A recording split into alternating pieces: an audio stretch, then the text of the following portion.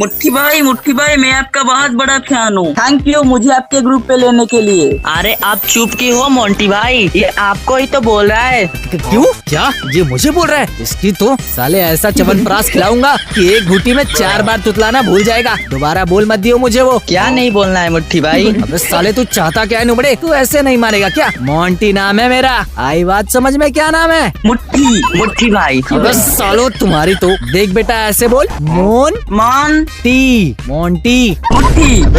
अच्छा चल मैं ना तेरे को एक बढ़िया सा बंडल और इमोट गिफ्ट करूंगा। अब सोच ले क्या बोलेगा आज से मेरे को। मुट्ठी भाई कैंसिल बेटा कैंसिल। तूने ना अब मेरा दिमाग खराब कर दिया। जा अब बोलते रहे जो भी बोलना है तुझे, मुझे अब फर्क नहीं पड़ता। जा बोल ले। अच्छा सॉरी ना मोंटी भाई, प्लीज मुझे माफ कर दो, मैं तो बस मजाक कर रहा था। अच्छा तूने अभी अभी मुझे मोंटी भाई कहा? अरे वाह यार, मुगेम्बो खुश हुआ। ये ले तेरा रिवॉर्ड, 500 रुपीज का redeem code. Thank you so much मुट्ठी भाई।